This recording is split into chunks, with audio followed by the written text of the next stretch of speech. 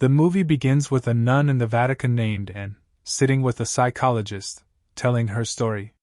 She explains that when she was a little girl, she would always sit in her room, pray for her mother to protect her from the demonic possession she suffered. Doctors had diagnosed her mother with schizophrenia. Anne's mother loved her very much. Every day she would go to her room, sing a particular song, and comb her hair with immense love. But the demonic possession inside her sometimes made her another person, harming her daughter unconsciously. One time, her mother attacked Anne and tried to kill her, but she restrained herself and ended up taking her own life to protect her daughter. After that, Anne was sent to a children's care home for kids under 15. When she got a little older, they found her unconscious in a drunken state, and they also discovered she was pregnant. Of course, the care home kicked her out, leaving her on the street with no family or home. Later, her foster family also threw her out, but nuns from the church rescued her and took her to the hospital. Since she couldn't handle raising her child, she decided to give her up to another family for adoption. From that day, she lost contact with her daughter and felt guilty for leaving her behind. And then decided to dedicate herself to the church and become a nun in the Vatican. After 10 years, she was transferred to the Boston Religious School for Exorcism, an institution that trains young priests on how to fight the armies of hell. Inside the school, there are care rooms under Vatican supervision for treating people suspected of being possessed. Each patient is locked in a room with reinforced doors that can only be opened with a coded card, and all rooms are under constant supervision by doctors, psychologists, and nurses. The priests intervene only after the church approves the exorcism. Anne's role was to assist the other nuns in caring for patients since she wasn't qualified to perform exorcisms herself, an extremely difficult job that requires extensive experience and study. Nevertheless, Anne often sneaked into classrooms to learn about exorcism and sacred rituals, believing this work would strengthen her faith. She also had a constant feeling of rebelling against church traditions and believed she had a greater ability than others to fight evil. One day, while caring for patients, Anne noticed a new patient had arrived at the institution, a young girl named Natalie, 10 years old. Doctors described her as the worst case they had ever seen, as she was possessed by a demon at such a young age, something they had never encountered before. Anne sat beside Natalie and treated her gently. Natalie was drawing an abstract picture resembling a dog and quickly grew fond of Anne. They became friends, and Anne gave her candy. Natalie asked what kind it was, but Anne said she didn't know. Natalie was happy to have Anne around and told her she was her favorite person in the place. At night, Anne stayed in the dorm, eager to learn more about exorcism. She began experiencing hallucinations and memories of her mother when possessed.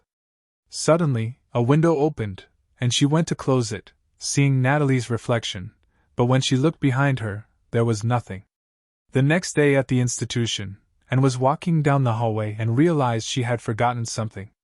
When she turned around, she found Natalie right behind her. She was surprised that Natalie had gotten out of her room. When Anne asked, Natalie said she had just thought of Anne to tell her she had figured out the type of candy, and that it came from the family. And oh, adding that even candy has a family. And then led her back to her room and walked away. But Natalie's story sparked in Anne an even greater desire to learn about exorcism. She snuck into one of Father Quinn's lectures and sat beside Father Danthe and Father Raymond. Father Quinn explained a severe case where the patient had resisted all treatments and had started self-harming, possibly risking her life at any moment. He emphasized that exorcism is not easy at all, as demons are relentless soldiers who don't know fatigue or fear. The only weapon against them is the power of faith. Later, Anne went to the library to research difficult cases but found nothing. When she asked the library supervisor about the archive, she was told the information was classified and no one was allowed to see it. Unfortunately for Anne, Sister Ophelia overheard her and summoned Father Quinn, informing him that Anne had broken the rules. He warned her that if she continued trying to learn exorcism, she might be expelled from the school because her duty was strictly to care for patients. Afterward, Anne entered the room of an elderly man named Clark to take care of him. She tried to talk to him and was gentle, but he didn't respond. Suddenly, he began singing the same song Anne's mother used to sing before she died. When Anne asked him how he knew the song, Clark replied, "We've all been waiting for you."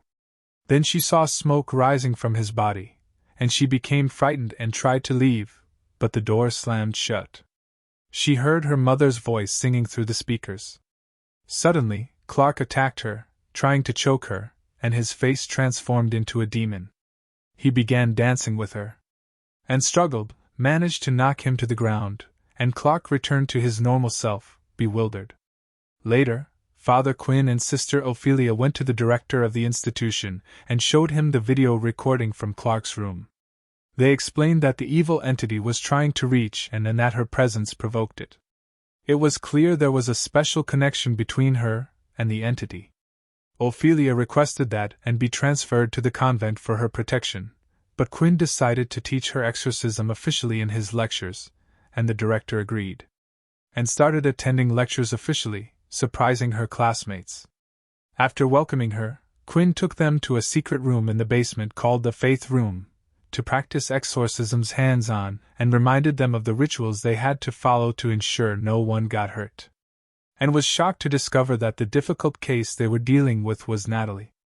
She immediately volunteered to enter the room, but Quinn refused, assigning herself, Raymond, and Quinn to handle it. Quinn gave them the necessary tools and reminded them that fighting demons is not easy. When they entered Natalie's room, they were shocked by her changed appearance. During the ritual, she blocked her ears, rolled her eyes, and tried to escape, climbing onto the ceiling, fully controlled by the evil entity. She then descended and approached Anne, staring at her from behind the glass, placing her hands over her eyes, appearing threatening and declaring their doom. Quinn personally intervened to confront the demon. Natalie hid under the bed, then emerged and attacked Quinn directly, knocking him to the floor and injuring him. Anne intervened and tried to calm Natalie, but Natalie fell, and her hair entered her mouth, nearly suffocating her. When Dante and Limon rushed to help, the demon emerged from Natalie's mouth, then re-entered, until Natalie regained consciousness and the evil entity finally left her body. Dante noticed that Natalie had drawn a picture of a pregnant woman and took it, telling Anne he felt it was personal because his sister Amelia had been assaulted, became pregnant, and lost the baby. Since then, her body had been possessed by an evil spirit. Quinn asked Anne to secretly treat Amelia at home, which she agreed to do, and also planned to steal the archive of difficult cases for study. They went to the library, and Anne managed to bypass the library director to take all the files. Back at the dorm, she studied all the cases, noting that most of them ended in death after patients inflicted horrific harm upon themselves. However, she found a case in which the patient had been successfully treated and released. The file included a video in which the patient explained that the entity had attacked her home and killed her sister, but she escaped. The demon continued controlling her by exploiting her guilt and despair until she harmed herself, lost part of her face, and had to wear a prosthetic. And realized that the demon controlled victims through their weakness, extreme guilt, and hopelessness. She went with Dante to Amelia's house to perform the rituals. Upon entering Amelia's room, Amelia trembled, and a fan spun at high speed. Her stomach began moving as if something was trying to get out, and she appeared on the verge of extreme pain. And continued speaking to her calmly, as she had done with the child, and finally, Amelia calmed down. The evil entity left her body. When Anne returned to the dorm, she sat down to brush her hair, remembering the times her mother used to brush her hair as a child. Suddenly, Anne felt something brush against her eyes and noticed a strand of Natalie's hair, which she grabbed and pulled out. Just then, there was a knock at the door. Sister Ophelia called her in for an urgent investigation, after it was discovered that Dante's sister, Amelia, had committed suicide. And also found out that Dante's mother had reported her for using the treatment on Amelia illegally, without being qualified. She was informed that Natalie's condition had worsened and that she would be imprisoned in the hell rooms at the Vatican because she had become a severe case. This happened because the demon had tricked and set a trap for her, and decided to punish herself by returning to the convent and staying away from the school. Yet, a few days later, Father Dante visited her and told her that Natalie's condition had deteriorated further. She had relapsed and killed 3 people. And handed Dante a special chain she had kept since she was a baby, and when Dante saw it, he realized that Natalie was the very child and had abandoned as an infant. Determined, and returned to the school, fully committed to treating her daughter and fighting the demon. Father Dante helped her sneak into the school to reach Natalie. Natalie was confined in the hell rooms underground because of her critical condition, in an ancient, inhuman prison that had been there for centuries. There was a place with holy water used to immerse patients to cleanse their spirits. And then Dante descended into the underground cell, finding a group of priests attempting to calm her. Father Raymond was with them. When Natalie saw them, she turned off the lights and killed all the priests except Dante. She approached and then screamed, "Why did you leave me? Why did you abandon me?" Her face was disfigured. She threw herself into her mother's arms, declaring she was willing to do anything to protect her daughter. She offered herself to the demon, which entered her body, then left Natalie's body, but the peace didn't last long. The evil entity soon took control of Anne, transforming her into a monstrous figure. She flew into the air, chasing Dante and Natalie to kill them. She struck Dante and tried to seize Natalie, dragging her toward the pool of holy water to drown her. But Anne remembered her mother's sacrifice, how she had died so and could survive, and how she had fought the demon inside her own body. This memory enlightened her, and she decided to fight the demon within. And threw herself into the pool.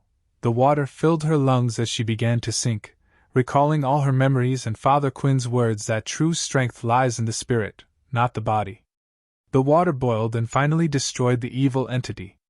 By a stroke of luck, she was pulled from the water before she drowned, saved thanks to her mother's ultimate sacrifice. Afterward, Anne appeared in the hospital, visited by Natalie. Even though Anne had saved her daughter from the forces of evil, she decided not to reveal the truth. She refused to tell Natalie she was her mother, letting her understand only that she was a nun who loved and cared for her. And asked Natalie to return to her adoptive family, as they would be happy to see her healed and back home. Natalie hugged Anne and gave her a drawing of a train shaped like a dog as a gift, then walked away with her adoptive mother. Anne was sad to be separated from her daughter again, but she felt reassured knowing Natalie was safe. And was later honored for her efforts in exorcising evil spirits, and received a scholarship in the Vatican to study demonology.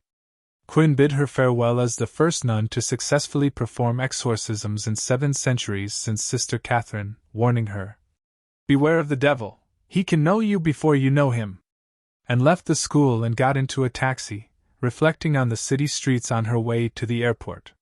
Suddenly, traffic stopped, and she sensed something was wrong.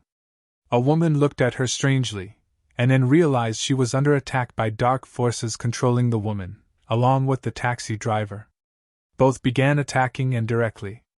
She grabbed her cross, preparing for battle, knowing that in hell, there is no forgiveness and no forgetting. And that's where the film ends. Thank you for watching, and don't forget to like the video and subscribe to the channel.